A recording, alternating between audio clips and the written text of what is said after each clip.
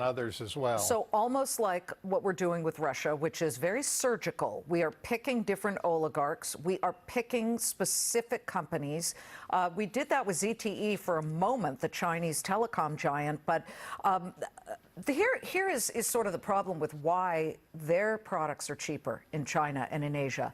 Because they don't treat their workers as well. We treat our workers well. We give them breaks. We give them certain vacations. We give them health care. And that, in turn, costs more and is passed on to the price of the product. So they're getting a freer run, a better deal on their product. Let's just use steel, for example, because they aren't as evolved. How do we get them to treat their workers better so that the prices square higher?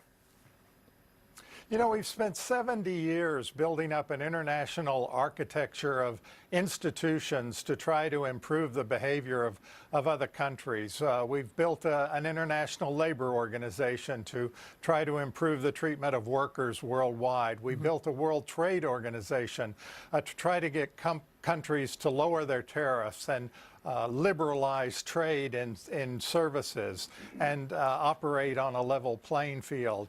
I think the fundamental mistake of the administration right now is that it doesn't trust any of those organizations. None of them, of course, are perfect, but they were all designed with the idea of helping the United States achieve its goals and of creating a free and level playing field for commerce internationally. And the thing we should try to do is work with like-minded countries, and those countries at the top of the list of the Index of Economic Freedom that you mentioned earlier are good allies and friends of the United States. Let's work with them to pressure China and other countries that aren't behaving well. It's kind of ironic that Hong Kong, of course, is now controlled by China, and they're the freest, and yet China is not.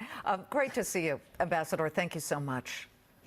Thank you. So Terry Miller of the Heritage Foundation says hit companies and individuals almost like it is sort of the criminal way of dealing with sanctions.